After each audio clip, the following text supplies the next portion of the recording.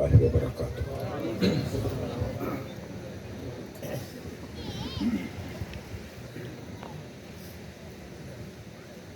نحمدہ ونصلی ونسلم علی سیدنا و مولانا محمد رسولہ النبی الامین الکریم الرؤوف الرحیم،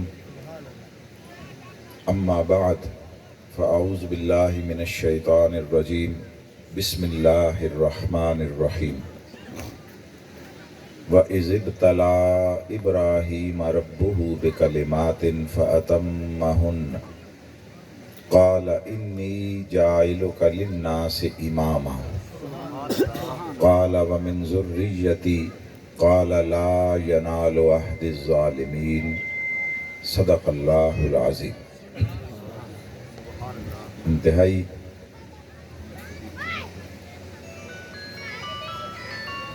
انتہائی معزز و مکرم، لائق سب تعظیم و اکرام حضرات علماء کرام، قراء و حفاظ ذی وقار، ثنا خانان گرامی قدر، بانیان و میزبانان مجلس، بالخصوص محترم جناب شکیل قریشی صاحب اور ان کے جملہ افراد خانہ، اور اس کار خیر میں ان کے ساتھ شریک و شامل ان کے جملہ رفقا اور مہمانان گرامی قدر اور معزز و مکرم حاضرین ذی وقار، خواتین و حضرات، اللہ جل مجدہ کا بے حد و حساب شکر کہ جس نے ہمیں فتنہ و ابتلاء کے اس دور میں ایمان اور اسلام کی عظیم نعمتیں بلا استحقاق محض اپنے فضل سے عطا فرما دیں، اور پھر کرم والائے کرم فرماتے ہوئے ان نعمتوں کی حفاظت کے لیے عظیم اور مفید اور مؤثر نسبتیں بھی عطا فرمائیں۔ ان نسبتوں میں جو اس دور میں ایمان کی حفاظت کا ذریعہ ہیں، نسبت رسالت مآب صلی اللہ علیہ وآلہ وسلم کے بعد سب سے اعلیٰ اور ارفع نسبت آقا علیہ السلام کے اہل بیت اطہار کی ہے۔ ان سے محبت، حضور کے اہل بیت سے محبت، یہ حفاظت ایمان کا ذریعہ بھی ہے، یہ طہارت نسب کی علامت اور ضمانت بھی ہے، اور یہ انسان کے شریف النفس ہونے کا اظہار بھی ہے۔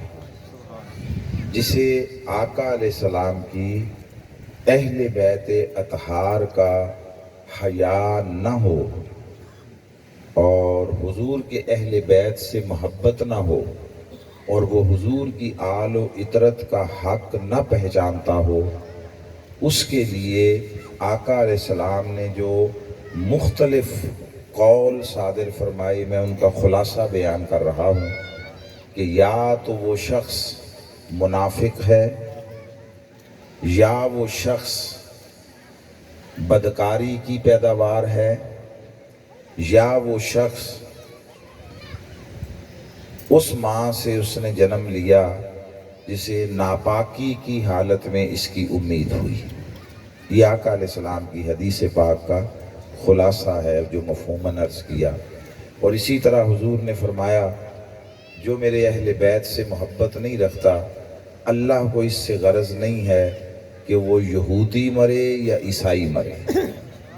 پوچھا گیا یا رسول اللہ چاہے وہ نمازیں پڑھتا ہو اور روزے رکھتا ہو؟ فرمایا ہاں، چاہے نمازیں پڑھتا ہو چاہے روزے رکھتا ہو۔ جب میرے اہل بیت کا حیا نہیں ہے تو پھر اللہ کو اس کا کاہے کو حیا؟ اللہ اس کا کیا حیا کرے؟ یہ بات اس لیے میں نے ابتداً عرض کی ہے شروع میں، تاکہ ہم یہ بات سمجھ لیں کہ یہ جو ہم سارے سال کے مختلف مواقع میں اور خاص کر محرم الحرام میں یہ اس طرح کی مجالس کرتے ہیں، محافل کرتے ہیں، اس میں آتے ہیں، بیٹھتے ہیں، خرچ کرتے ہیں، سنتے ہیں، سمجھنے کی کوشش کرتے ہیں، یہ جتنا سارا عمل ہے یہ محض عقیدت کی بات نہیں ہے، یہ عقیدے کی بات ہے۔ اس سے عقیدہ وہ اس کا اظہار ہوتا ہے، اور عقیدہ سارے دین کی بنیاد ہے۔ عقیدہ درست ہو تو پھر ہر دینی عمل وہ اللہ کی بارگاہ میں مقبول ہوتا ہے، اور عقیدہ درست نہ ہو تو چاہے نماز ہو، روزہ ہو، حج ہو، زکوٰۃ ہو، کوئی شے اللہ کی بارگاہ میں قبول نہیں ہوتی۔ ان ابتدائی کلمات کے بعد آئیے جو آیہ کریمہ تلاوت کی ہے اس کا ترجمہ اور مفہوم سمجھنے سے بھی پہلے ایک بڑی اہم شے اصولی طور پر سمجھ لیں کہ اس دنیا میں حق اور باطل، خیر اور شر، اور ایمان اور کفر، یہ روز ازل سے آپس میں متصادم ہیں، ان کی جنگ جاری ہے، آج بھی ہے اور قیامت تک جاری رہے گا۔ یہ کبھی نہ ختم ہوئی ہے، نہ قیامت تک کبھی ختم ہوگی۔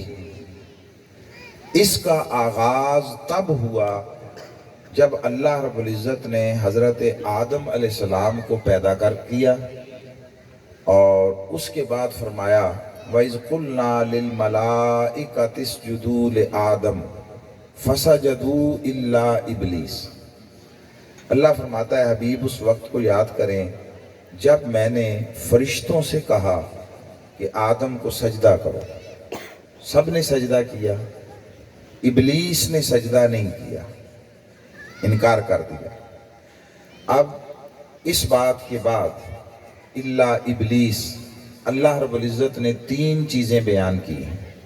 فرمایا ابا، اس نے انکار کیا، واستکبر، اس نے تکبر کیا، وکان من الکافرین، اور وہ کافروں میں سے ہو گیا۔ یہ 3 کام کائنات میں پہلی مرتبہ ہوئے تھے۔ اس سے پہلے نہ کبھی کسی نے انکار کیا تھا، نہ کسی نے تکبر کیا تھا، اور نہ کوئی کافر ہوا تھا۔ یہ تینوں کام پہلی مرتبہ ہوئے۔ اس سے پہلے کروڑوں سال گزر چکے تھے کائنات کو، یہ نہیں ہے کہ اسی دن بنی۔ اس وقت تو حضرت آدم کو پیدا کیا تھا، کائنات بنی کو کروڑوں سال ہو گئے۔ آپ بعض علماء سے سنتے ہوں گے کہ یہ جو ابلیس ہے، شیطان ہے، اس نے بھی کروڑوں سال اللہ کی عبادت کی ہے، اور آسمانوں پر کوئی جگہ نہیں چھوڑی جہاں اس نے سجدہ ریزیاں نہ کی۔ بعض علماء کے نزدیک یہ کچھ فرشتوں کا استاد بھی رہا ہے، یعنی انہیں کچھ سکھاتا رہا ہے، کوئی تسبیح سکھا دی، کوئی وظیفہ سکھا دیا، کوئی طریقہ عبادت کا سکھا دیا، یہ چیزیں بھی ہوتی رہی ہیں۔ تو کروڑوں سال گزر چکے تھے، ان کروڑوں سالوں میں نہ کبھی کسی نے انکار کیا تھا اللہ کے حکم کا، نہ کسی نے کبھی تکبر کیا تھا، نہ کبھی کسی نے کفر کیا تھا۔ یہ تینوں چیزیں پہلی مرتبہ ہوئیں اور ایک ہی جگہ پر اکٹھے ہوئیں۔ یہ جو تینوں چیزیں ہوئی ہیں، ان میں سے کسی ایک شے کا بھی رخ اللہ کی طرف نہیں ہے۔ یہ بات سمجھنے والی ہے۔ وہ جو اس نے انکار کیا ہے، اللہ کو سجدے سے نہیں کیا ہے، ان تینوں چیزوں کا رخ نبوت کی طرف ہے، نبوت کی طرف، حضرت آدم کی طرف۔ اللہ کو سجدے سے انکار بولیے نہیں کیا، تکبر اللہ کے مقابلے میں نہیں کیا۔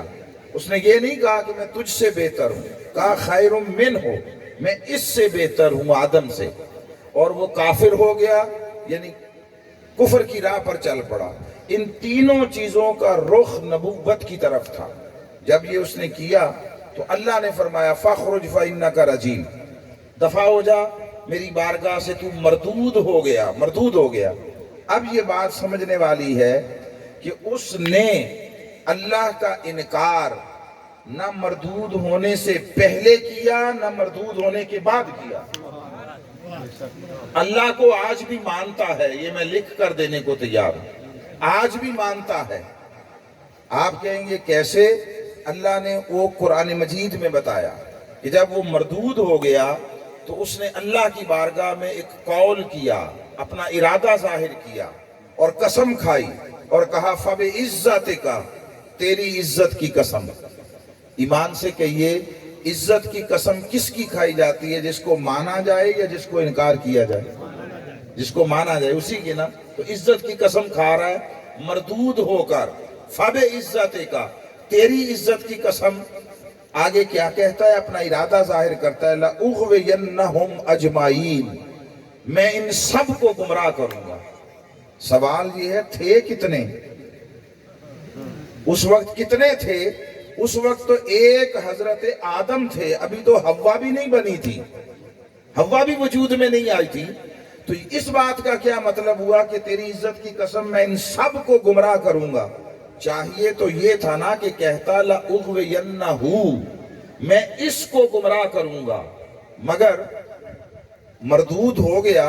ایک بڑا وقت گزارا تھا اللہ کی عبادت اور بندگی کی راہ پر، مزاج کو بھی سمجھتا تھا، وہ جانتا تھا یہ جو نبی ہے اس پر میرا بس نہیں چل سکے گا، اس پر میرا داؤ نہیں چلے گا، یہ اللہ کی حفاظت میں ہوتا ہے اور رہے گا.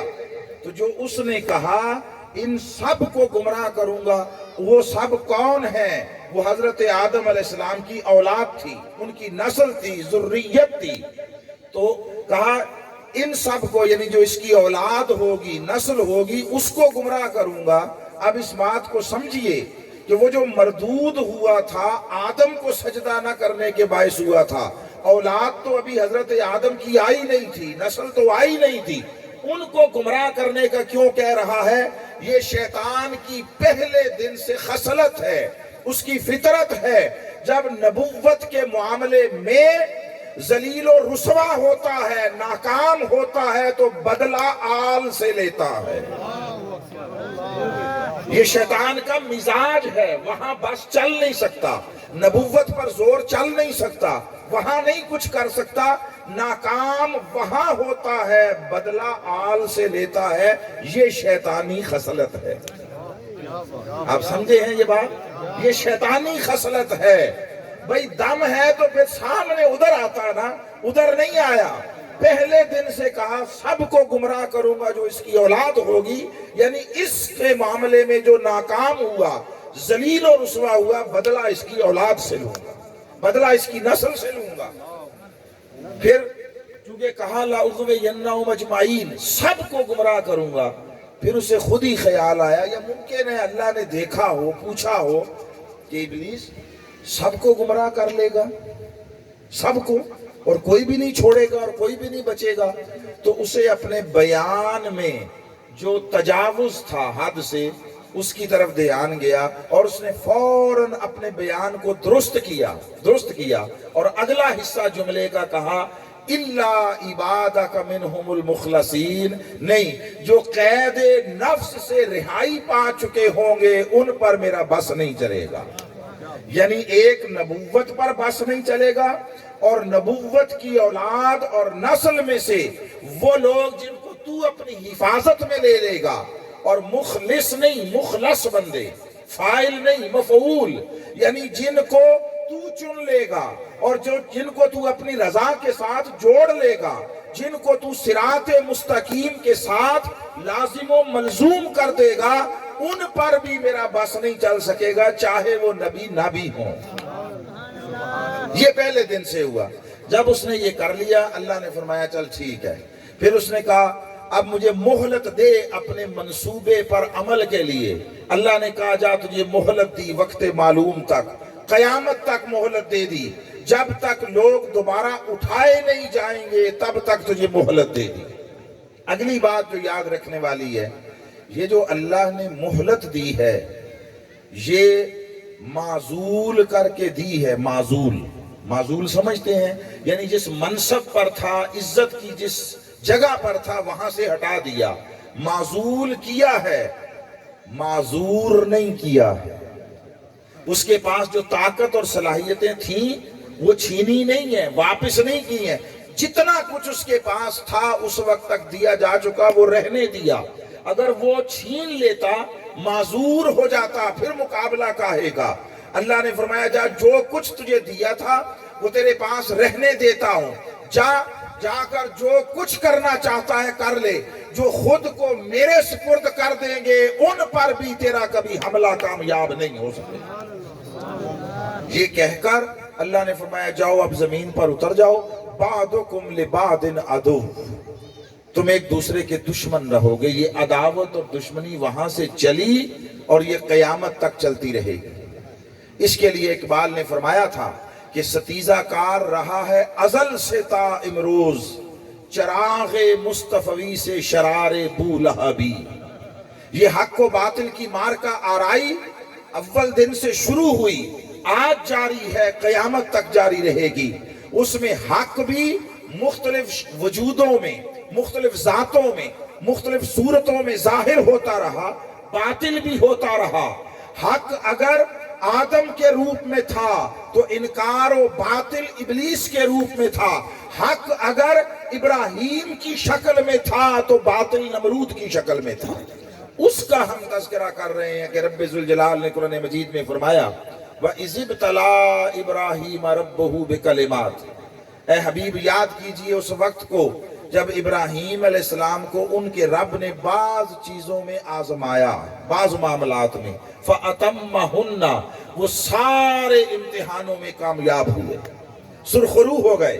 جب سرخرو ہو گئے اب اللہ رب العزت نے ارشاد فرمایا ابراہیم سے انی جاعلک للناس اماما، ابراہیم ہم نے تجھے ساری انسانیت کا امام بنا دیا، ساری انسانیت کا۔ اللہ نے جب یہ کرم کیا تو انہوں نے پوچھا وَمِن ذُرِّيَّتِي، یہ جو مجھے امامت عطا کی ہے میری اولاد کو بھی دے گا، میری اولاد میں بھی امامت جاری رہے گی؟ یہ بات سمجھ لینے والی ہے کہ نبوت اور رسالت یہ اس دنیا میں آ کر کسی کو عبادت، ریاضت، مشقت اور کسی عمل کے نتیجے میں کبھی نہیں ملی۔ جس کو نبی و رسول بنانا تھا اسے پیدا ہی بطور نبی و رسول کیا، اس کی تخلیق جدا طرز پر ہوئی ہے، جدا میٹیریل سے ہوئی ہے۔ ہاں وجود خاکی و بشری تھا، مٹی سے ہی بنا، مگر ان کی مٹی بھی جدا تھی۔ یہ بات یاد رکھیے، مٹی بھی جدا تھی، وہ ہماری اور ان کی مٹی بھی ایک جیسی نہیں تھی، ہوتی مٹی ہی ہے ساری، مگر آپ روئے زمین پر پھر لیں، گھوم لیں، مٹی کے اوصاف جدا جدا ہیں، مٹی کے خواص جدا جدا ہیں۔ کچھ مٹی اور زمین ایسی ہوتی ہے چلتے چلتے بھی دانہ پھینک دے تو وہ پھوٹ جاتا ہے، کومپل بن جاتی ہے، اور کوئی زمین ایسی ہوتی ہے مٹی وہاں محنت بھی کر لیں، ہل چلا چلا کر مر جائیں تب بھی دانہ اگتا نہیں ہے۔ تو مٹی بھی جدا جدا ہے، ان کو پیدا جدا طرز پر کیا۔ تو نبی و رسول کو تو بنایا ہی بطور نبی و رسول تھا، مگر نبوت و رسالت جب امتحان سے گزری، آزمائشوں سے گزری اور ثابت قدمی کے ساتھ کامیابی کو پا لیا، نبوت و رسالت کو امتحان میں کامیابی پر اللہ نے بطور انعام جو شے عطا کی ہے وہ امامت ہے، وہ امامت ہے۔ میں جاعلک للناس اماما، انہوں نے جب یہ سنا تو اب نبوت اور رسالت تو نہیں کہہ سکتے تھے کہ میری نسل میں بھی جاری رہے گی، وہ تو جس کو اس نے پیدا کرنا تھا پہلے سے بنا لیا تھا۔ کہا یہ جو امامت عطا کی ہے مجھے وَمِن ذُرِّيَّتِي، میری اولاد کو بھی ملے گی۔ قَالَ لَا يَنَالُ عَهْدِ الظَّالِمِينَ، جواب آیا ہاں جو تیری راہ پر رہیں گے، صراط مستقیم پر تیری روش کو اختیار کریں گے ان کے لیے جاری رہے گی، اور جو تیری راہ چھوڑ دیں گے ان کے لیے ہمارا وعدہ نہیں ہے، ظالموں کے لیے نہیں۔ تیسری بات یہ سمجھ لیں کہ امامت کسی ظالم کو نہیں مل سکتی، ظلم اور امامت کبھی اکٹھے نہیں ہو سکتے۔ امامت کسی ظالم کو مل نہیں سکتی اور ظالم کبھی امام نہیں ہو سکتا، چاہے وہ 5 چھوڑ کے 50 نمازیں پڑھتا ہو۔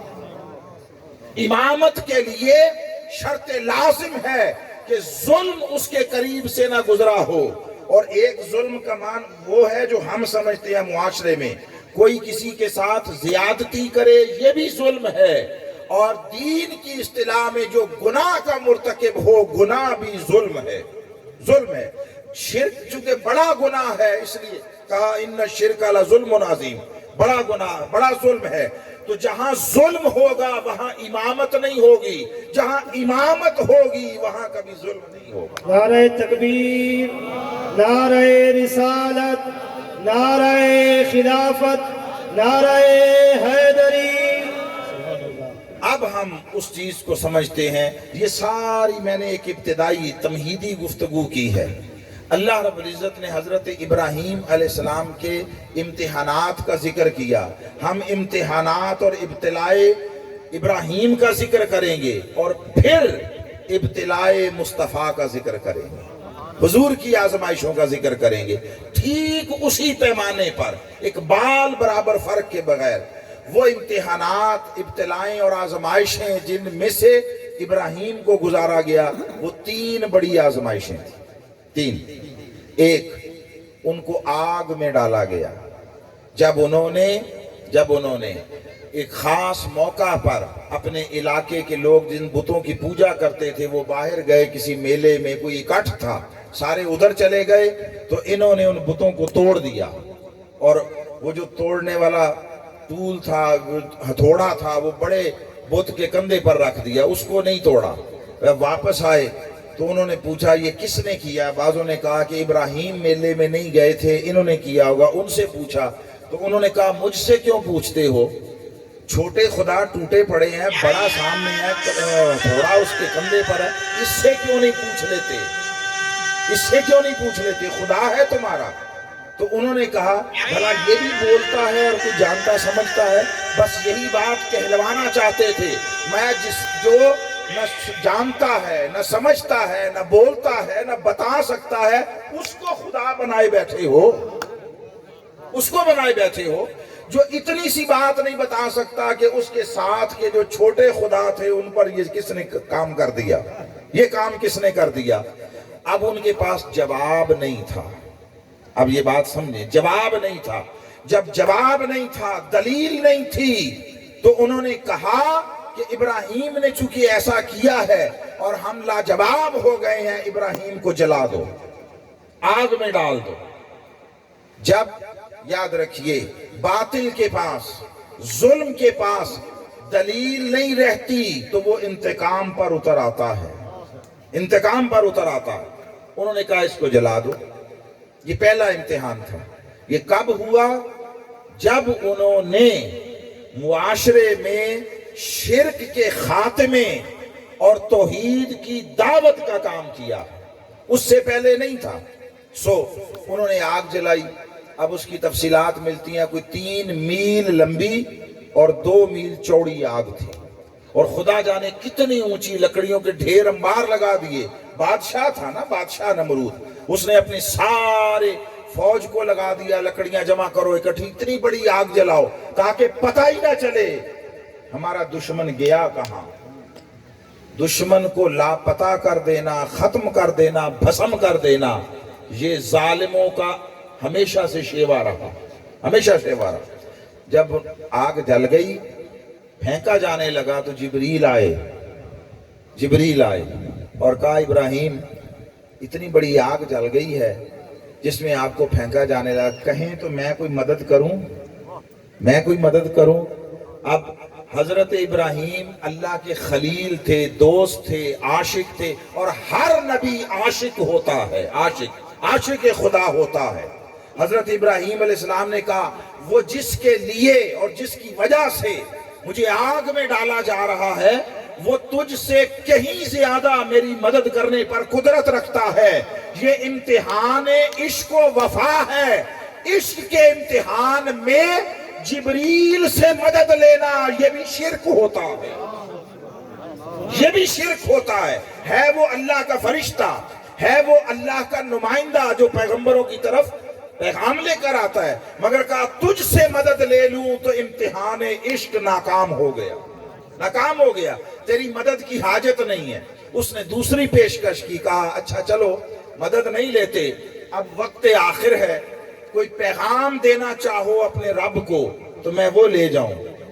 حضرت ابراہیم نے مسکرا کر دیکھا اور فرمایا تم میرا پیغام لے کر خدا کی طرف جاؤ گے اور میری بات خدا تک پہنچاؤ گے؟ کمال ہے، یہ تم میرے سامنے کھڑے ہو، یہ میں ہوں، یہ تم ہو، اور تم مجھ سے باہر الگ وجود ہو۔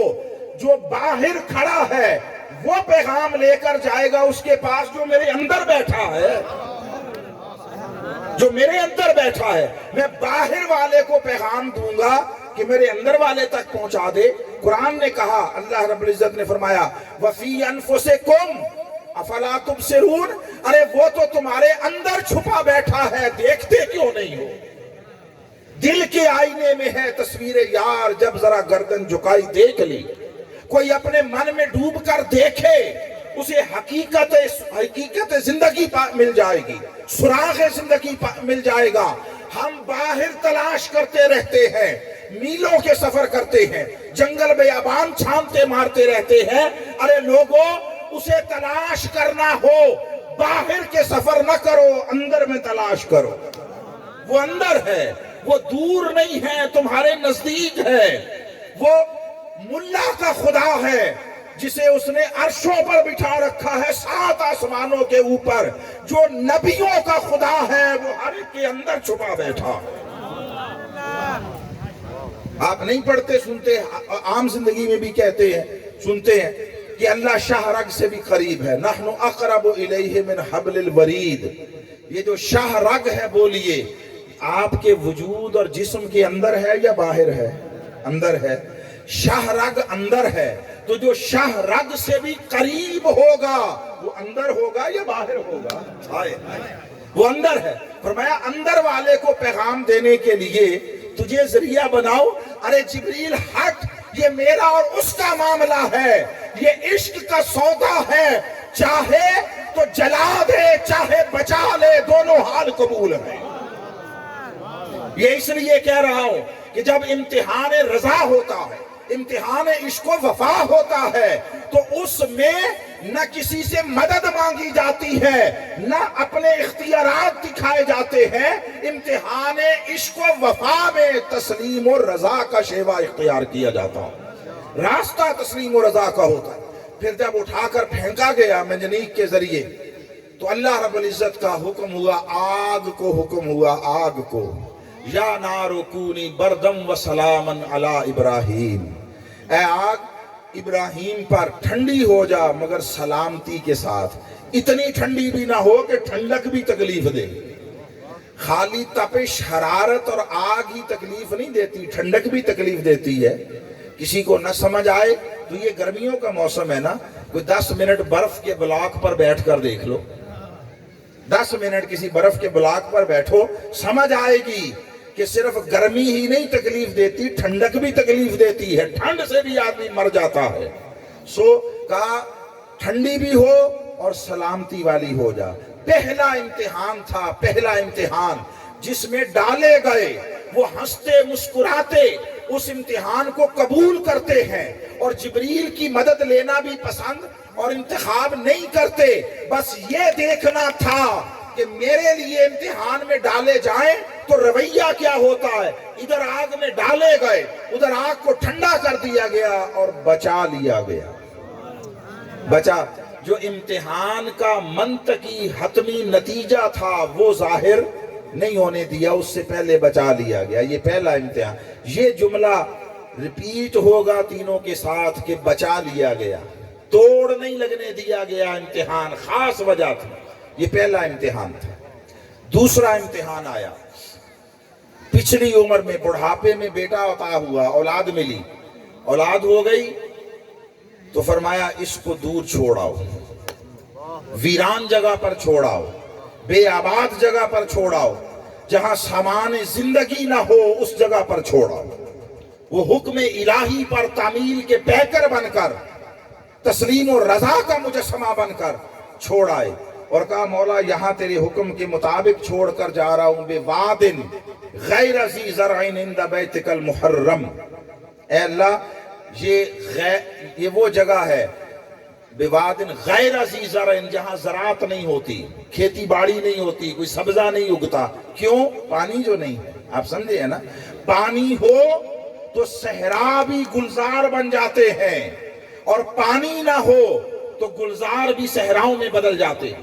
وہاں پانی نہیں تھا، آبادی نہیں تھی، راہ گزر نہیں تھی، اسباب زندگی میں سے کچھ نہ تھا۔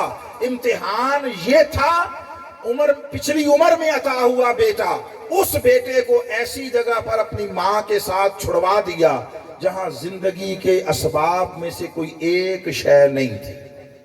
جب پانی نہیں تھا، اسباب زندگی نہیں تھی، تو زندگی ختم ہو جانی تھی۔ امتحان میں ڈالا، ابراہیم چھوڑ کر آ گئے، پیچھے اسی اسماعیل کے قدموں اور ایڑیوں سے زمزم کا چشمہ جاری کر کے پانی فراہم کر دیا۔ امتحان میں ڈالے گئے، مگر امتحان کا حتمی قطعی نتیجہ ظاہر نہ ہونے دیا، اس سے پہلے بچا لیا، اس سے پہلے بچا لیا۔ یہ دوسرا امتحان تھا۔ پھر تیسرا امتحان آیا، وہی بیٹا اب بڑا ہو گیا، چلنے پھرنے لگا، باتیں کرنے لگا، گھومنے دوڑنے لگا۔ اب محبت اور بڑھ جاتی ہے، جس کو گود میں کھلایا ہو، چھوٹا سا ہو، پھر جب وہ پاؤں چلے، بھاگے دوڑے تو پیار اور بڑھ جاتا ہے۔ ادھر اور زیادہ پیار ہوا، ادھر اللہ نے پھر امتحان میں ڈال دیا اور خواب دکھا دیا کہ خواب میں ذبح کر رہے ہیں، ذبح۔ بیٹے سے کہا، بیٹا بھی نبی تھا، جب بتایا کہ میں خواب میں نے دیکھا تو یہ ذبح کر رہا ہوں، تو بیٹے نے کہا یا ابت افعل ما تؤمر۔ یہ نہیں کہا کہ ابا جان جو خواب دیکھا ہے وہ پورا کر لے، نہیں کہا ابا جان جو حکم دیا گیا ہے وہ پورا کر لے۔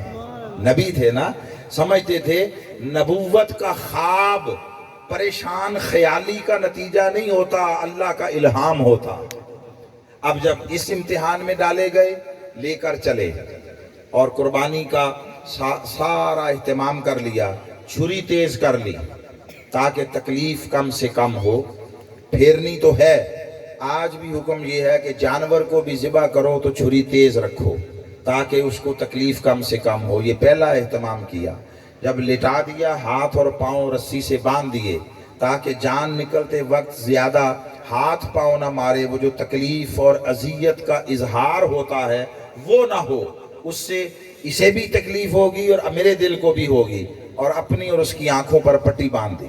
یہ سارا کچھ کیا کر کے چھری چلائی اللہ کا نام لے کر۔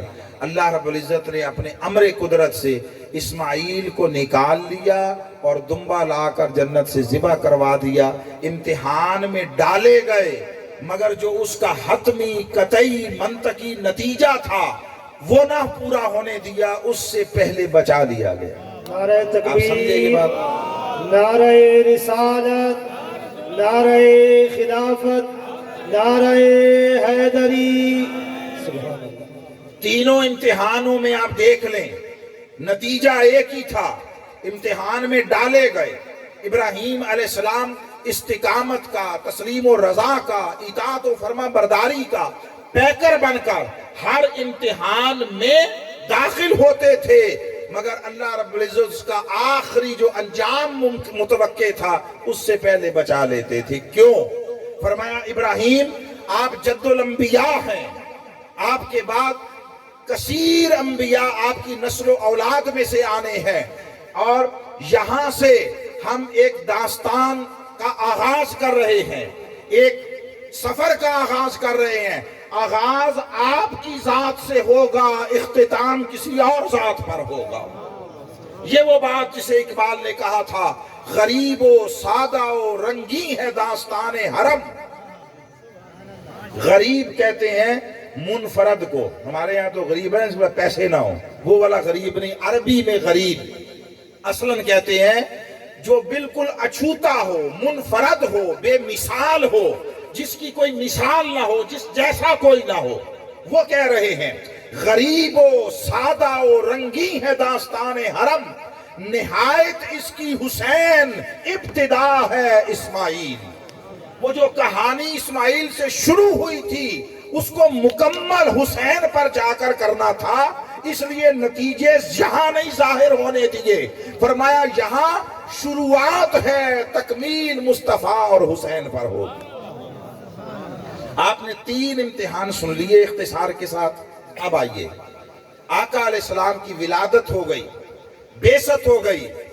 میں ایک جملہ ساتھ کہہ دوں، یہ جو کربلا تھی یہ حسین کا امتحان نہیں تھا، حسین اس میں ڈالے گئے امتحان مصطفیٰ کا تھا، امتحان مصطفیٰ کا تھا۔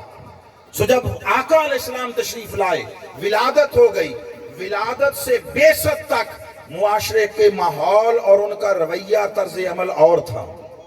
آقا علیہ السلام کی تعظیم کرتے، تکریم کرتے، جھگڑے لے کر آتے حضور کے پاس، فیصلہ فرما دیتے، اس پر ہمیشہ انہوں نے اطمینان کا اظہار کیا۔ ہر جھگڑے میں، ہر معاملے میں حضور کی دانائی، آقا کی فہم و فراست، آقا کی بصیرت، اس پر اعتماد کرتے۔ 40 سال پورے ہوئے، 40 سال، اور آقا علیہ السلام نے اللہ کے امر سے اپنی نبوت و رسالت کا اعلان کر کے لوگوں کو اللہ کی توحید کی طرف بلانا شروع کیا۔ وہ جیسے ابراہیم نے لوگوں کو توحید کی طرف بلایا تو معاشرہ بھڑک اٹھا۔ 40 سال گزرنے پر مصطفیٰ نے جب معاشرے میں نعرہ توحید بلند کیا، اللہ کی طرف بلایا، تو وہ جو کل تک عقیدت مندیوں سے سلام کرتے تھے ان کی آنکھوں میں غضب کے شعلے بھڑکنے لگے۔ وہ جو کل تک حضور کے ہاتھ چومتے تھے آج حضور پر پتھر برسانے کو تیار ہو گئے۔ وہ کل تک جو الصادق اور الامین کہتے تھے آج حضور کو معاذ اللہ جھوٹا اور کاذب کہنے لگے، شاعر اور مجنون کہنے لگے، سحر زدہ کہنے لگے کہ اس پر جادو ہو گیا، رویے چینج ہو گئے۔ تو جس طرح ابراہیم کو آگ میں ڈالا گیا، مصطفیٰ کو بھی آگ میں ڈالا گیا۔ یہ بات بہت سارے ممکن ہے سب لوگوں کے لیے چونکا دینے والی ہو، ہم نے تو نہیں کبھی پڑھا سنا کہ حضور کو آگ میں ڈالا گیا۔ ہاں، آگ میں ڈالا گیا، نوعیت مختلف تھی۔ ابراہیم کو لکڑیوں کی آگ میں ڈالا گیا تھا، مصطفیٰ کو لوگوں کی دشمنی اور عداوت پر مبنی رویوں کی آگ میں ڈالا گیا، معاشرتی طرز عمل کی آگ میں ڈالا گیا۔ وہ جن کی آنکھوں میں عقیدتوں کے دیے جلتے تھے، نفرت کے شعلے جلنے لگے، وہ مصطفیٰ کے وجود کو مٹانے کے درپے ہوئے۔ بات صرف زبان تک نہیں رہی تھی، حضور کے راستوں میں کانٹے بچھائے جانے لگے۔ وہ ام جمیل، وہ ابو لہب کی بیوی، وہ جا کر جھاڑیاں کاٹ کر لاتی، گھر بیٹھ کر کانٹے اتارتی رہتی، جب جمع ہو جاتی تو حضور کے راستوں میں بکھیر دیتی تاکہ تکلیف اور اذیت ہو۔ آقا علیہ السلام کے قتل و شہادت کے منصوبے بننے لگے۔ حضور علیہ السلام کا پورے معاشرے نے بائیکاٹ کر دیا۔ آپ نے سنا نا، 3 سال تک اہل مکہ نے، قریش نے مصطفیٰ کا بائیکاٹ کر رکھا تھا۔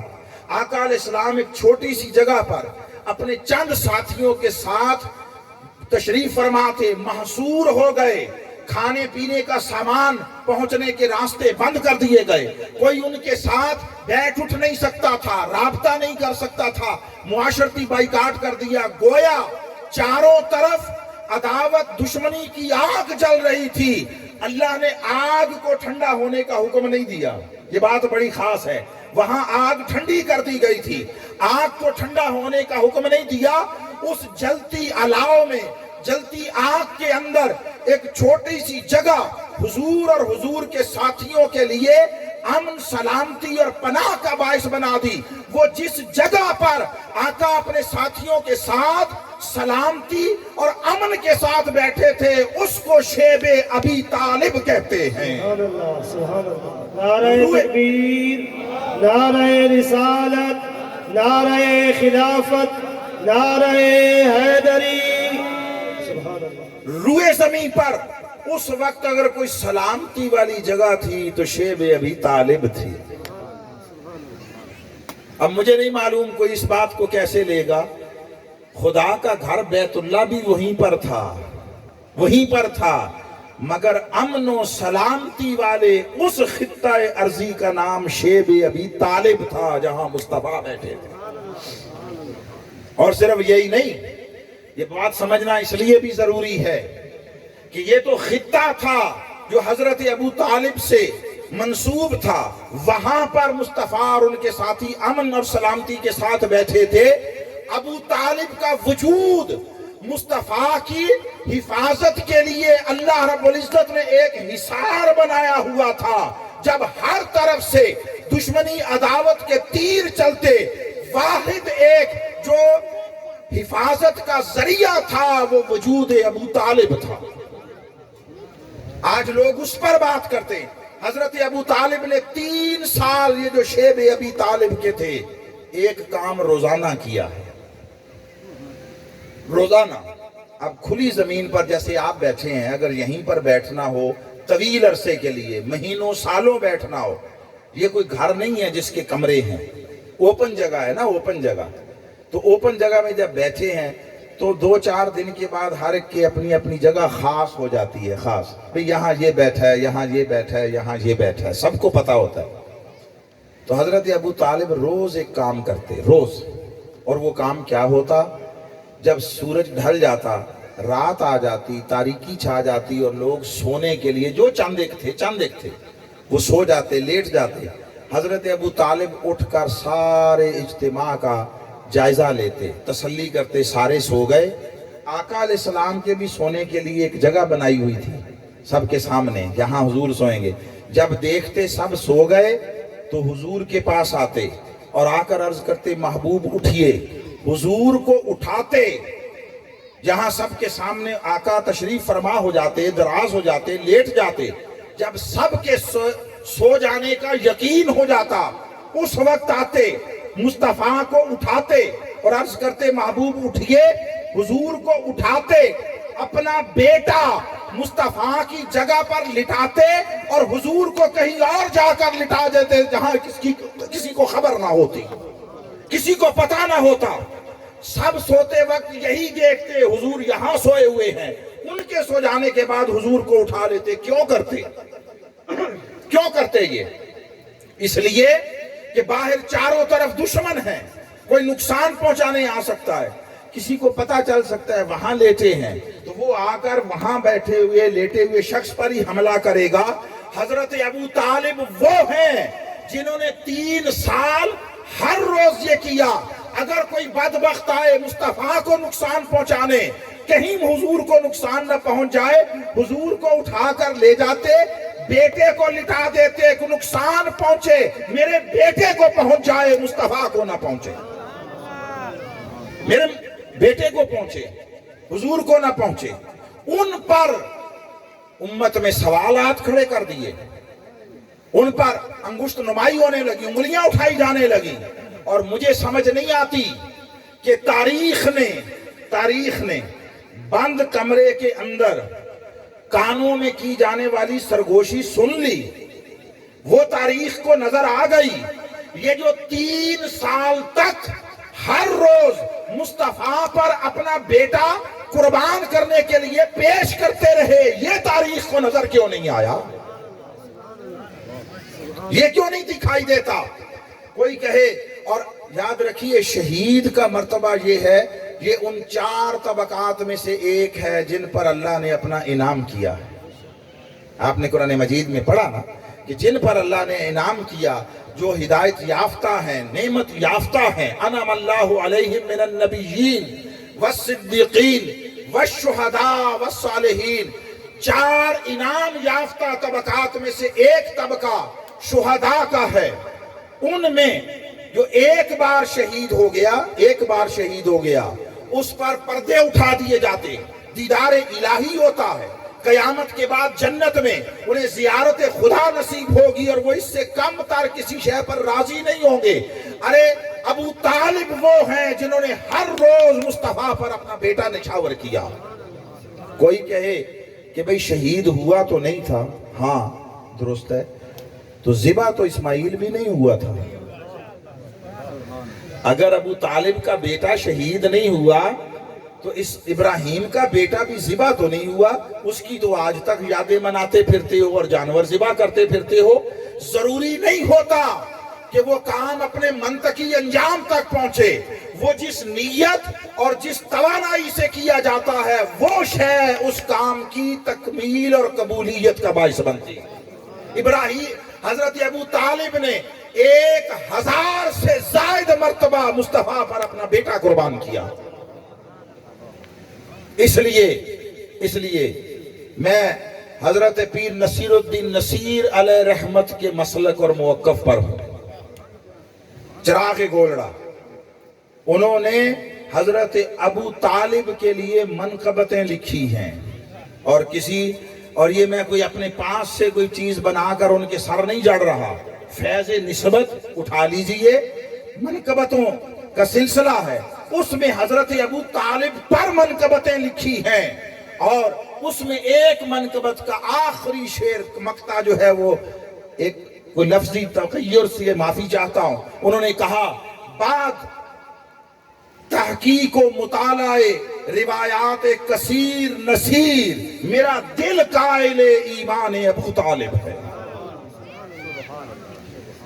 اور جو اہل علم ہیں ان کے لیے صرف ایک بات عرض کر کے آگے بڑھتا ہوں، اور وہ یہ ہے کہ آپ ائمہ حدیث، ائمہ فقہ، ان کی آراء، ان کی باتیں اور ان کے فتاوی اٹھا کر دیکھیے، کیا روایت حدیث میں کسی کافر سے روایت لی جا سکتی ہے؟ کوئی کافر کہے کہ رسول اللہ صلی اللہ علیہ وسلم نے یہ فرمایا، کافر کہے تو کوئی ایک امام حدیث لا کر دکھائیں جو یہ کہتا ہو کہ اگر کوئی کافر حدیث بیان کرے تو اس سے لی جا سکتی ہے، لے لی جائے۔ اگر کسی کافر سے حدیث نہیں لی جا سکتی تو یہ جو ہمارے میں اہل سنت کی بات کر رہا ہوں، اہل تشیع کی بات نہیں کر رہا، میں اپنے گھر کی بات کر رہا ہوں۔ اگر اہل سنت کے ذخیرہ حدیث میں حضرت ابو طالب سے روایتیں لی گئی ہیں اور اقوال مصطفیٰ ان سے لے کر آگے بیان کیے گئے ہیں اور ائمہ نے ان کو قبول کیا ہے، تو سمجھو کہ 1400 سال کی تاریخ علم میں جو ائمہ گزرے ہیں ان کے نزدیک ابو طالب سے مصطفیٰ کا قول اور حدیث لینا ان کے ایمان ابو طالب کے قائل ہونے کی دلیل ہے۔ نعرہ تکبیر، نعرہ رسالت، نعرہ خلافت، نعرہ حیدری۔ پھر آقا علیہ السلام، بچپن کا زمانہ تھا جب ایک مرتبہ قحط پڑ گیا، خشک سالی، بارش نہیں ہوتی تھی، لوگ حضرت ابو طالب کے پاس آئے اور کہا آپ دیکھتے نہیں ہیں کہ لوگ کس قدر پریشانی میں ہیں، تو آپ کیوں نہیں کچھ کرتے اہتمام کہ بارش ہو اللہ کی بارگاہ سے؟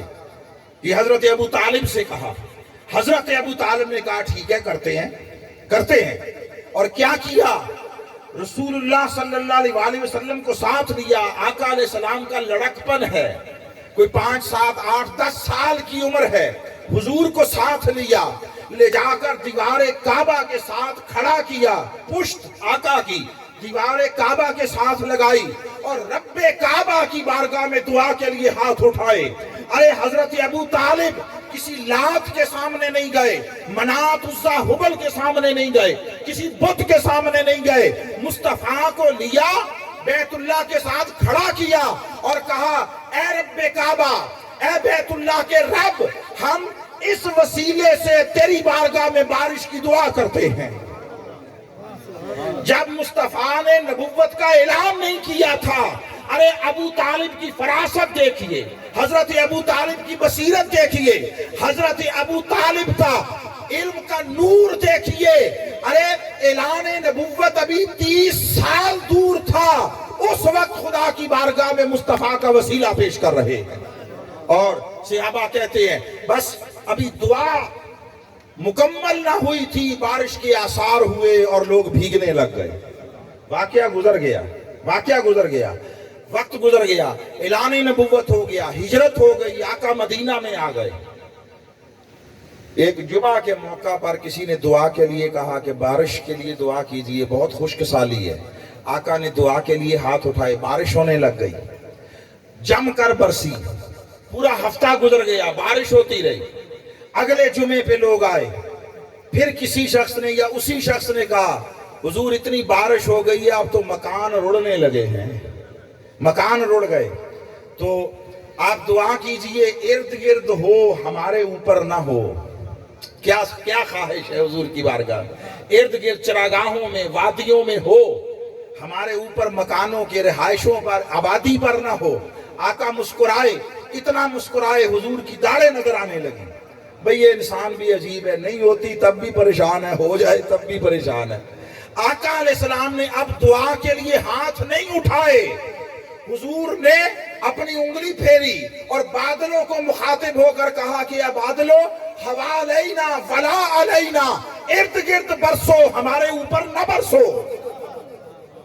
صحابہ کہتے ہیں یوں لگتا ہے کسی نے بادلوں کو درمیان سے کاٹ دیا، دھوپ کا تاج نکل آیا، مدینہ پر دھوپ تھی، ارد گرد بارش تھی۔ جب یہ منظر ہوا مصطفیٰ نے فرمایا آج میرے چچا ابو طالب ہوتے کتنے خوش ہوتے۔ اس وقت آقا کسی کافر کو یاد کر رہے تھے، کسی کافر کو یاد کر رہے تھے۔ چچا تو ابو لہب بھی تھا، چچا ابو جہل بھی تھا، اور بھی تھے۔ ارے یہ بارگاہ خداوندی میں حضور کی مقربیت اور شان محبوبیت جب اس کا اظہار ہوا تو چچا ابو طالب کو یاد کر رہے ہیں۔ مصطفیٰ کا یاد کرنا ان کے ایمان پر مہر تصدیق ثبت کرنے کے لائق ہے۔ اور اس ضمن میں آخری بات، اس ضمن میں آگے چلیں گے، جب آقا علیہ السلام کا نکاح ہوا بڑی خاص بات ہے۔ ایک نکاح تھا پہلا تاریخ انسانی میں، وہ کسی نبی کا وہ بھی نکاح تھا، وہ حضرت آدم کا تھا۔ نکاح ایجاب و قبول کا نام ہے، کلموں کا نام نہیں ہے۔ ایمان مفصل ایمان مجمل کے پڑھنے، سورتوں کے پڑھنے کا نام نکاح بولیے نہیں ہے۔ نکاح نام ہے ایجاب و قبول کا، ایک نے کہا پیش کیا، دوسرے نے قبول کر لیا۔ درمیان میں ہمارے امام مسجد کوئی بیٹھے ہیں، وہ کہتا ہے کہ یہ تمہیں قبول ہے، اسے کہتا ہے یہ قبول ہے، وہ کہتے ہیں قبول ہے، یہ نکاح ہے۔ وہ جو کلمے سارا کچھ ہو جاتا ہے وہ احتیاطاً وہ ریوائز کرنے کے لیے ہوتا ہے، وہ جزو نکاح نہیں ہے۔ حضرت آدم کا نکاح ہوا حوا کے ساتھ، یعنی ایجاب و قبول ہو گیا۔ جب ایجاب و قبول ہو گیا، زوجیت کا تعلق قائم ہو گیا، ایک دوسرے کے لیے حلال ہو گئے، مباح ہو گئے۔ حضرت آدم نے ہاتھ بڑھانا چاہا، رب کی بارگاہ سے صدا آئی، آدم یہ پہلا نکاح ہے، اس سے آگے قیامت تک کوئی ریت کوئی طریقہ چلنا ہے، خبردار پہلے حوا کو اس کا حق مہر ادا کرو، عورت کا حق مہر، تاکہ اس کی معاشرے میں عزت ہو، اور تم ایسے ہی اسے اپنی مملوکہ نہ سمجھو، اس کا حق مہر دو۔ بولا کیا حق مہر دوں؟ ایسی جملہ کہہ رہا ہوں، نہ روپے ہیں، نہ ڈالر ہیں، نہ پاؤنڈ ہیں، نہ یورو ہیں، نہ درم ہیں، کیا ہے، کیا کروں؟ اللہ نے فرمایا ہاں وہ کرنسیاں نہیں ہیں، تم ایسے کرو 10 مرتبہ میرے مصطفیٰ پر درود پڑھ کر اس کا ثواب حضرت حوا کو ہبہ کر دو۔ تاریخ انسانی کا پہلا نکاح، اس کا حق میں مصطفیٰ پر درود و سلام۔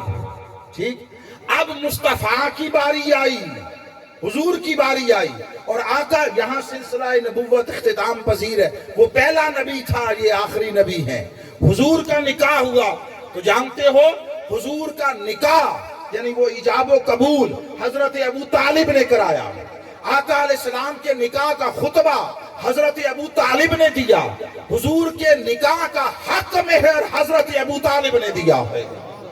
اس رب کو گوارا ہوگا کہ مصطفیٰ کا نکاح معاذ اللہ کوئی کافر و مشرک کرائے؟ کوئی کہہ سکتا ہے اس وقت تو بھی اعلان نبوت نہیں ہوا تھا۔ اور بھئی اعلان نبوت نہیں ہوا تھا، خدا کو تو سب پتا تھا نا، خدا کو تو سب پتا تھا۔ یہ کام پھر ابو لہب سے بھی لیا جا سکتا تھا، ابو جہل سے بھی لیا جا سکتا تھا۔ اس کے لیے حضرت ابو طالب کا چنا جانا اور حضور کا نکاح خواہ ہونا حضرت ابو طالب کے حصے میں آیا۔ حضور کا حق مہر حضرت ابو طالب نے ادا کیا، آقا علیہ السلام کے نکاح کا خطبہ ابو طالب نے دیا۔ یہ سب کچھ بتا رہا ہے لوگوں میرا تمہارا ایمان کس درجے میں، کس کھاتے میں ہے جو حضرت ابو طالب کا تھا۔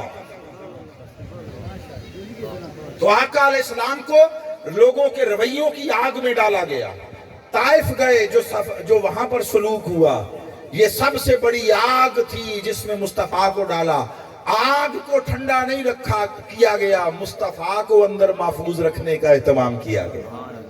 حضور کے جسم سے سر سے لے کر پاؤں تک طائف میں زخم نہیں آئے, اور آقا علیہ السلام پاؤں اٹھاتے تھے تو نالین سے خون کے چھینٹے اڑتے تھے. یعنی اس آگ کا منطقی نتیجہ بھی ظاہر ہونے لگا, مگر اللہ نے آگ کو بھڑکنے دیا, مصطفیٰ کو بچانے کا اندر اہتمام رکھا. یہ پہلا امتحان. دوسرا امتحان, وہ دوسرا اور تیسرا ان کا بیٹے کے ذریعے تھا, حضور کا بھی بیٹے کے, ان کے بھی دو تھے, ایک بیٹے کو ذریعہ امتحان بنایا گیا, مصطفیٰ کے بھی حسین کو ذریعہ امتحان بنایا. اب وہاں کیا تھا, دور کر کے الگ چھڑا دیا گیا, باپ بیٹے کے درمیان فراق, دوری, فاصلہ قائم کر دیا گیا. حسین کی باری بھی ایسے ہی ہوا. آقا علیہ السلام کا امتحان تھا, کیونکہ امتحان حضور کا تھا, اس لیے حضرت امام حسین رضی اللہ تعالیٰ عنہ کو پہلے مدینہ چھڑایا گیا, پھر مکہ چھڑایا گیا. یہ امتحان سخت تر تھا, سخت تر تھا. کیسے کہ انہیں دور سے لا کر کعبے میں بسایا گیا تھا, حسین کو کعبے سے اٹھا کر کربلا لے جایا گیا تھا. جہاں اسماعیل کو بٹھایا گیا, وہاں پر پانی نہیں تھا, پانی جاری کر دیا گیا. حسین کو جہاں لے جا کر بٹھایا گیا, وہاں پانی تھا مگر پانی بند ہو گیا. یہ شدید امتحان تھا, شدید. آپ کے سامنے کوئی آپ کی ضرورت کی چیز پڑی ہو اور آپ تک وہ پہنچ نہ سکے, آپ استعمال نہ کر سکے, یہ زیادہ اذیت کا باعث ہے. جائے کہ ہو ہی نہ. آپ ابھی روزے گزرے پیچھے, قدرے گرمی تھی, تو جب شام کو افطار کا وقت آتا ہے, پانی بھی پڑا ہے, مشروب پڑے ہیں, ساری چیزیں پڑی ہیں. ہم نے ساری زندگی درجنوں نے سینکڑوں بار یہ باتیں سنی ہیں کہ لوگ اب بے چین ہیں, چند منٹ رہتے ہیں, پتہ ہے اتنے منٹ پر کھل جانا ہے, پھر بھی وہ جو آخری 20-25 منٹ, آدھا گھنٹہ ہوتے ہیں, وہ سورج کو دیکھ رہے ہوتے ہیں, سورج تلا ہی نہیں ہوتا. ایسے ہوتا ہے یا نہیں ہوتا؟ پتہ نہیں تھلے کوئی تھمی آ گئی ہے, اب مجھے آپ کی زبان کو نہیں آتی, مگر نیچے کوئی ٹیک آ گئی ہے, سورج نیچے نہیں ہو رہا. آپ کے سامنے چیزیں پڑی ہیں, بے چین ہو رہے ہیں, حالانکہ آپ کے تصرف میں ہیں, آپ کے اختیار میں ہیں, آپ اللہ کی رضا کے لیے رکے ہوئے ہیں. ارے حسین وہ تھا کہ مکہ سے چلا کعبے سے تو وہاں بھی پانی تھا, زمزم, وہ چھوڑ کر آئے, یہاں کربلا میں پہنچا تو وہاں پر سامنے دریا تھا فرات کا, پانی بہ رہا تھا, موجیں اچھل رہی تھی, حسین پر اس کا دروازہ بند کر دیا گیا. یہ اس سے شدید امتحان تھا جس میں اسماعیل کو ڈالا گیا, جس میں ابراہیم کو ڈالا گیا. وہ ابراہیم کا بیٹا تھا, یہ مصطفیٰ کا بیٹا. کہا مصطفیٰ میرے حبیب, اب وہ جو سفر وہاں سے شروع ہوا تھا نا, یہاں مکمل کرنا ہے, مکمل کرنا ہے. وہاں ہر شے کو روک لیا گیا اور بچا لیا گیا, یہاں بچایا نہیں گیا, ہونے دیا گیا. ارے حسین جب کربلا میں تھے, حسین مجبور نہ تھا, حسین بے بس نہ تھا. ایک روایت میں, اور فضائل میں ضعیف روایت قبول کی جاتی ہے, ایک روایت میں حسین کے پاس جنات کا بادشاہ آیا, کہا آپ کہیں تو سارے یزیدیوں کو لپیٹ دوں اور ایک لمحے میں چشم زدن میں میدان جنگ کا نقشہ بدل دوں. فرمایا چل جا, تیری حاجت نہیں ہے, میں نے مصطفیٰ کا لعاب دہن پیا ہے, میری رگوں میں شیر بطول ہے, میری رگوں میں علی کا خون ہے, تیری حاجت نہیں ہے. اگر ان کی صفوں کو الٹنا چاہوں تو لمحہ نہیں لگتا, میں حسین ہوں, علی کا بیٹا ہوں. واپس کر دیا. وہ جبریل کی مدد نہیں لیتا, حسین جنات کے بادشاہ کی مدد کیسے لے؟ یہ امتحان عشق و وفا تھا, امتحان عشق و وفا. حسین تسلیم و رضا کا, ارے امتحان دینے گئے تھے, اپنا اختیار دکھانے نہیں گئے تھے. سو اس لیے حسین تسلیم و رضا کا پیکر بنے. تو وہاں پر پانی موجود نہیں تھا, فراہم کر دیا گیا، یہاں پانی موجود تھا بند کر دیا گیا، یہ اس سے شدید امتحان۔ تیسرا امتحان، ان کو ذبح کرنے کا حکم دیا گیا، قربان کرنے کا حکم دیا گیا، مگر قربانی باپ کے ہاتھوں سے ہوتی دکھائی گئی، باپ کے ہاتھوں سے، باپ ہی لے کر چلا چھری کو ذبح کی۔ وہ جتنا اہتمام کیا، ہاتھ پاؤں باندھے، پٹیاں باندھی، کس لیے؟ تاکہ تکلیف اور اذیت کا احساس کم سے کم ہو۔ باپ چاہے گا کہ قربانی بھلے ہو جائے مگر تکلیف کم سے کم ہو۔ جب حسین کی باری آئی تو ایک آدھ فرد نہیں تھا، 28 سے 30 ہزار کا لشکر تھا، دشمن تھے، اور دشمن چاہتا ہے نفسیاتی طور پر کہ اذیت زیادہ سے زیادہ۔ یہ مصطفیٰ کا بیٹا تھا، حسین کے جسم پر کوئی حصہ ایسا نہ تھا جہاں زخم نہ آئے ہوں، تیروں کے، نیزوں کے، تلواروں کے، پتھروں کے۔ حسین کوہ استقامت بنا، ان کے ظلم و ستم کو تکتا رہا، کسی کے بس میں نہیں تھا، حسین کو جھکا لیتا۔ یہ 28-30 ہزار کیا 30 لاکھ ہوتے، میرا عقیدہ ہے اللہ کی عزت کی قسم، وہ حسین کا بال بھی کا نہ کر سکتے تھے، بال بھی کا۔ حسین کو جھکانا تو درکنار، حسین کے موقف میں ذرہ برابر تبدیلی نہیں لا سکتے تھے۔ انہوں نے دیکھا دن بھر، اور جب دیکھا پیاس، 3 دن 4 دن گزر جانے کے باوجود حسین اسی طرح تر و تازہ ہے، اسی طرح توانا ہے، تو جانتے انہوں نے کیا کیا؟ انہوں نے اذان دے دی۔ میں 2-3 باتیں بڑی اہم خاص عرض کرنا چاہتا ہوں۔ اذان دی، حسین نے اذان سنی، آئی بے شک یزید کے لشکر سے تھی، مگر اذان صدا حسین کے نانا کے دین کی تھی، آئی ادھر سے تھی۔ صرف اذانوں نمازوں پہ بھی نہ جایا کرو، نہ ساری اذانیں ایک جیسی ہوتی ہیں، نہ ساری نمازیں ایک جیسی ہوتی ہیں، نہ ساری مسجدیں ایک جیسی ہوتی ہیں۔ مسجد زرار کا اللہ نے قرآن میں تذکرہ کیا ہے، قرآن کا، اور حضور نے اپنے ہاتھوں سے اسے ڈیمالش کیا اور اسے ختم کیا اللہ کے حکم پر۔ آپ سمجھ رہے ہیں یہ بات؟ اذانیں، نمازیں، حلیے، وضاقتہ اور چند سرگرمیاں، میں انہیں عبادتیں نہیں کہا کرتا، سرگرمیاں کہتا ہوں۔ کوئی تسبیح کرتا رہتا ہے، کوئی تہجد بھی پڑھ لیتا ہے، کوئی تلاوت ہر وقت قرآن کرتا ہے، یہ ساری چیزیں سرگرمیاں ہیں۔ حسین نے آپ کو اصل دین کی طرف متوجہ کیا۔ میں یہ بات مکمل کر لوں پھر اختتام کی طرف جاتا ہوں۔ حسین کے کانوں میں اذان کی آواز آئی ادھر سے تھی، مگر تھی حسین کے نانا کے دین کی آواز۔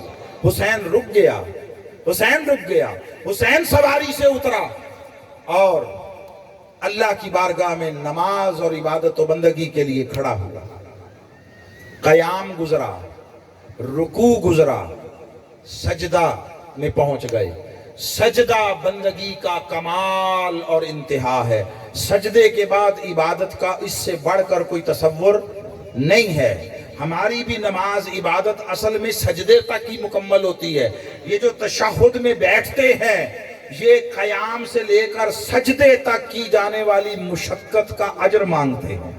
دعا پر ختم ہوتا ہے نا تشہد، رب جعلنی پڑھتے ہیں یا جو بھی پڑھتے ہیں، اب جو دعا پڑھتا ہے، تشہد کا اختتام دعا پر ہے۔ عبادت و بندگی سجدے میں کمال پر پہنچی۔ ارے حسین قیام میں شہید نہ ہوا، رکوع میں شہید نہ ہوا، جب سجدے میں گیا انہوں نے بظاہر یہ دیکھا اب ہاتھ زمین پر، پاؤں زمین پر، گھٹنے زمین پر، چہرہ زمین پر، تو اس سے زیادہ حملہ کرنے کے لیے بہتر موقع اور کیفیت اور کوئی نہیں۔ وہ سجدے میں دیکھ کر حسین پر ٹوٹ پڑے۔ ارے حسین سجدے میں تھا، وہاں باپ کے ہاتھوں سے گردن کٹنے سے بچا لی، یہاں دشمن کے ہاتھوں سے گردن کٹنے دی گئی۔ چونکہ وہ داستان یہاں مکمل ہونا تھی، وہاں باپ تھا، یہاں دشمن تھا۔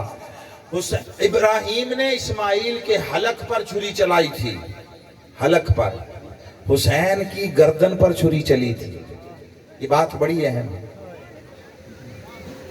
یہ حلق پر چھری چلنا اور گردن پر۔ حلق پر چھری چلنا یہ امر شریعت ہے، اور گردن پر چھری چلنا یہ پیچھے سے وار کرنے کے بھی مترادف ہے، دشمنی اور عداوت کا بھی باعث ہے، اس میں اذیت زیادہ ہوتی ہے۔ ارے وہ دشمن تھے، انہوں نے چاہا کہ حسین کو اذیت زیادہ دے، اور یہ مصطفیٰ کا امتحان تھا، یہ سارا کچھ ہو رہا تھا، مصطفیٰ کھڑے دیکھ رہے تھے، مصطفیٰ اپنی تربیتوں کا انجام دیکھ رہے تھے۔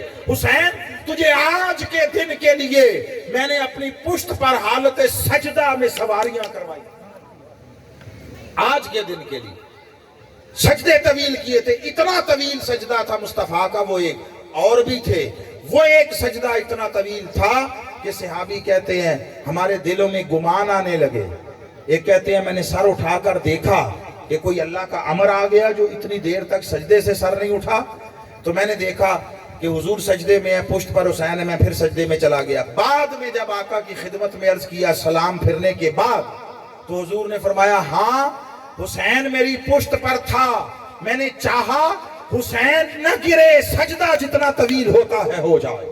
حسین یہ جو سجدوں میں اپنے پشت پر سواریاں کروائی ہیں اس لیے کہ جب تو سجدے میں ہو اور تیری پشت پر کوئی ظالم چڑھ بیٹھے اور تیری گردن کاٹنے لگے تو تیرے جسم میں ڈگمگاہٹ نہ آئے، تزلزل نہ آئے، تو میرے سجدوں کی لاج رکھ کر اپنے سجدے کو جاری رکھنا۔ سو حسین نے وہ نماز پڑھی ہے کہ ہماری نمازیں نمبر 1 جتنی بھی خشوع و خضوع سے پڑھے، 10 منٹ 15 منٹ 20 منٹ کی ہوگی، آدھ گھنٹے کی ہوگی، حسین کی نماز وہ ہے 61 ہجری 10 محرم کے دن سے حسین سجدے میں گیا، حسین کی نماز شروع ہوئی، حسین آج بھی نماز میں ہے، حسین قیامت تک نماز میں ہے۔ حسین کی نماز وہ منفرد نماز ہے۔ پھر اس نماز کا صلہ کیا تھا؟ اس نماز کا صلہ یہ تھا، ہماری نمازیں مقام سے فضیلت پاتی ہیں، مقام سے۔ آپ گھر میں نماز پڑھیں تو ثواب ہے، بولیے ہوتا ہے نا کوئی نہ کوئی ثواب، لیکن آپ مسجد میں چلے جائیں، مسجد میں تو بولیے ثواب برابر رہتا ہے یا بڑھ جاتا ہے؟ بڑھ جاتا ہے۔ کیوں؟ فقط ایک وجہ، مقام بدل گیا، اس سے فضیلت مل گئی۔ اچھا آپ اپنے علاقے کی جامع مسجد میں نماز پڑھی، اگلی نماز مسجد اقصیٰ میں جا کر پڑھیں، ثواب برابر رہے گا؟ بدل جائے گا، بڑھ جائے گا۔ کیوں؟ مقام بدل گیا۔ آپ نماز مسجد اقصیٰ میں پڑھیں، اگلی مسجد نبوی میں پڑھیں، ثواب برابر ہوگا؟ نہیں، بڑھ جائے گا۔ کیوں؟ مقام بدل گیا۔ آپ ایک نماز مسجد نبوی میں پڑھیں، اگلی بیت اللہ مسجد حرام میں پڑھیں، بولیے ثواب برابر ہے؟ بڑھ گیا۔ کیوں؟ مقام بدل گیا۔ تو سنیے، ہماری نمازیں وہ ہیں جو مقام سے فضیلت پاتی ہیں۔ حسین نے وہ نماز پڑھی ہے جس نے مقام سے فضیلت نہیں پائی، مقام نے حسین کی نماز سے فضیلت پائی ہے۔ نماز حسین سے پہلے کربلا کو کوئی جانتا نہ تھا، کربلا تاریخ اور گمنامی کی تاریکیوں میں تھی، کربلا کی کوئی تاریخی اہمیت نہ تھی۔ یہ حسین کی نماز اور سجدہ تھا جس نے ریگزار کربلا کو رشک صحن حرم بیت اللہ بنا دیا۔ حرم حسرت کرتا ہوگا کاش یہ سجدہ میرے دامن پر ہوا، میرے دامن پر۔ اب جو آخری بات وہی سیم وہی بات، اب یہ سارے امتحانات مصطفیٰ کے تھے، حضور کے تھے، یاد رکھیے، حسین کے نہیں تھے۔ حسین تو اس امتحان مصطفیٰ کا اور امتحان رسالت کا ذریعہ تھا، ذریعہ۔ اب باقی نبیوں میں اور مصطفیٰ میں ایک فرق اور بھی ہے، اور وہ فرق یہ ہے، باقی ہر نبی اللہ سے مانگتا تھا، یا اللہ یہ عطا کر دے۔ حضور مانگتے نہیں تھے، اللہ عطا کر کے پوچھتا تھا، سونے ہاں کافی ہے۔ میں ایک ہی مثال دیتا ہوں پھر جوڑتا ہوں دونوں۔ حضرت موسیٰ دعا کرتے ہیں، رب اشرح لی صدری، مولا میرا سینہ کھول دے میرے لیے۔ ایسا ہی ہے نا، یہ قرآن ہے۔ حضور کی باری آئی تو حضور دعا نہیں کر رہے، اللہ پوچھ رہا ہے، الم نشرح لک صدرک، سونے ہاں تیری خاطر تیرا سینہ کھول نہیں دیا؟ آپ فرق سمجھ رہے ہیں نا؟ باقی نبی دعا مانگتے تھے، مولا ہمیں علم و حکمت عطا کر، وسعت عطا کر۔ مصطفیٰ سے خود کہتا ہے، سونیا قل تو کہہ دے رب زدنی علما، حضور خود نہیں مانگ رہے، اللہ منگوا رہا ہے۔ حضور سے کہتا ہے قل رب ادخلنی مدخل صدق واخرجنی مخرج صدق واجعل لی من لدنک سلطانا نصیرا۔ یعنی مصطفیٰ دعا مانگتے نہیں ہیں، اللہ کہلواتا ہے یا عطا کرتا ہے، وہ امتحانات سے گزرے تو کہا وَمِن ذُرِّيَّتِي، میری ذریت کو امامت ملے گی۔ مصطفیٰ کی باری آئی، حضور نے مانگی نہیں ہے۔ اللہ قرآن میں کہہ رہا ہے قُلْ لَا أَسْأَلُكُمْ عَلَيْهِ أَجْرًا إِلَّا الْمَوَدَّةَ فِي الْقُرْبَى۔ میرے حبیب آپ نے میرا پیغام دے دو کہ میں تم سے کوئی اجر نہیں مانگتا، بس اتنا کرنا میری اہل بیت کا حیا کرنا۔ حضور کی امت میں، حضور کی نسل میں، ذریت میں امامت جاری فرمائی، اور ایک ایک فرد اہل بیت مصطفیٰ کا منصب امامت پر فائز ہوا۔ اور یہ بھی بات اہل تشیع کی نہیں ہے، شیعہ حضرات کی نہیں ہے، ہماری کتابیں بھری ہوئی ہیں۔ ہم نے بدقسمتی سے معاشرے میں اس خیال کو ٹرینڈ بنا دیا، رجحان بنا دیا، جو اہل بیت کی فضیلت کی بات کرے اسے شیعیت کے ساتھ جوڑتے ہیں اور کہتے ہیں ایسا کرنا شیعوں کا کام ہے۔ ارے سنو، مصطفیٰ کا دین، حضور کی اہل بیت، حضور سے جڑی ہوئی ہر شے کسی مسلک کی نہیں ہے، تمام کلمہ گو مسلمانوں کی۔ آپ کو کس نے کہہ دیا کہ اہل بیت اہل تشیع کے ہیں؟ اہل بیت ان پر جتنا حق اہل تشیع کا اتنا حق اہل سنت کا۔ اور میں اس سے بڑی بات کہہ رہا ہوں، مصطفیٰ کی اہل بیت اور خاص کر حسین و علی یہ صرف مسلمانوں کے بھی نہیں ہیں، ہر زندہ ضمیر انسان علی کا ہے، حسین کا ہے۔ انسان کو بیدار تو ہو لینے دو، ہر قوم پکارے گی ہمارے ہیں حسین۔ میں جس پر ختم کر کے پیغام دینا چاہتا ہوں وہ یہ، آپ نے ساؤتھ افریقہ کے انقلابی لیڈر نیلسن منڈیلا کا نام سنا ہوگا۔ یہ تقریباً 27 سال جیل میں قید تنہائی میں رہا تقریباً۔ وہ کہتا ہے کہ وقت گزرا طویل تو میرے دل میں خیال آنے لگا جتنے سال ہو گئے عمر کا اتنا حصہ جیل میں گزر گیا، یہیں پڑے پڑے مر جاؤں گا، تو کیوں نہ کوئی ان کے ساتھ کوئی معاملہ کر لیا جائے، کچھ گیو اینڈ ٹیک دے لے لیا جائے، کوئی باتیں مان لی جائیں، کوئی منوا لی جائیں، یہی راستہ نکلتا ہے نا۔ تو وہ کہتا ہے کہ میں جیل میں ان چیزوں کی لسٹ بنانے لگا جو میں نے ان کی مان لینی ہے، اور ان چیزوں کی لسٹ بنانے لگا جو میں نے اپنی منوانی ہے، جس پر کمپرومائز نہیں کرنا، کچھ چیزیں درمیانہ راستہ نکالی۔ وہ کہتا ہے میں یہ کام کر رہا تھا تاکہ رہائی بھی ہو اور کوئی باہر نکلنے کا راستہ نکلے۔ یہ کرتے کرتے ایک دن میرا دھیان کربلا اور حسین کی طرف چلا گیا، حسین اور کربلا کی طرف چلا گیا، تو میں ٹھٹک گیا، میں چونک گیا۔ میں نے کہا میں تو جیل میں پڑا ہوں، چلو اندر صحیح، قید صحیح، مگر جان تو باقی ہے، زندہ تو ہوں، کھا پی رہا ہوں، کوئی بات چیت کو جو کوئی موقع نکل سکتا ہے۔ حسین کی طرف دیکھا، حسین نے اپنا سارا کنبہ، حسین نے اپنے سارے آوان و انصار، اپنے احباب و اصحاب سب شہید کر کے خود جام شہادت نوش کر لیا، مگر اپنے موقف میں بال برابر تبدیلی نہیں ہونے دی، ذرا سا جھکنا قبول نہیں کیا۔ بس یہ حسین اور کربلا کا خیال آنا تھا کہ میرے قدم دوبارہ مضبوط ہو گئے۔ میں پھر جم گیا، ڈٹ گیا، میں نے کہا کچھ ہو جائے مجھے مرنا قبول ہے، اپنے موقف میں اور اپنے مطالبوں میں تبدیلی کرنا قبول نہیں ہے۔ وہ کہتے ہیں جیل کی ان تنہائیوں میں، تاریکیوں میں جس نے مجھے حوصلہ دیا، قوت دی، توانائی دی، وہ حسین تھا اور واقعہ کربلا تھا۔ حسین انسانیت کا ہے، حسین ساری قوموں کا ہے، سارے مذاہب کا ہے۔ اس لیے یاد رکھو، آپ جس کا جو ذوق ہے اس کے مطابق ان کی یاد بھی مناؤ، ان کے غم میں آنسو بھی بہاؤ۔ بعض لوگ اس کو بھی آنسو بہانا، میرا تو وہ مضمون نہیں تھا نا، مصائب، میں نے تو کسی اور طرف آپ کو لانا چاہا ہے، مگر غم حسین میں آنسو بہانا یہ کسی مسلک کی بات نہیں ہے۔ حسین کے غم میں رونا یہ سنت مصطفیٰ ہے، یہ سنت مصطفیٰ ہے۔ محبت حسین میں دل کا بے چین ہونا یہ دین کا تقاضا ہے، یہ کسی مسلک، کسی گھر اور مکتبہ فکر کی بات نہیں ہے۔ ہاں جو دو باتیں کہنا چاہتا ہوں پیغام کے طور پر، حسین یزیدیوں کے لشکر میں گھرا ہوا ہے، حسین نے وہاں بھی نماز نہیں چھوڑی ہے، وہاں بھی نماز نہیں چھوڑی ہے۔ اب حسین کی محبت کی بات کرنا اور کبھی نماز کی طرف قدم نہ اٹھانا اور نماز کے لیے چل کر نہ جانا یا نماز کو اختیار نہ کرنا، میں آپ پر چھوڑتا ہوں، سوال بھی نہیں کرتا، پوچھتا بھی نہیں، جواب بھی نہیں مانگتا۔ اپنے ضمیر سے پوچھو کہ یہی حسینیت ہے؟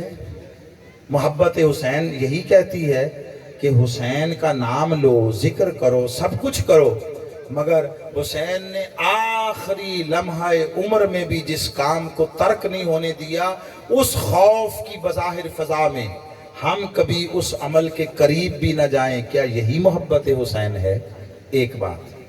دوسری بات، آقا علیہ السلام نے فرمایا کہ قرآن اور میرے اہل بیت کبھی الگ نہیں ہوں گے، حتیٰ کہ اسی حال میں اکٹھے چلتے چلتے میرے پاس حوض کوثر پر آ جائیں گے۔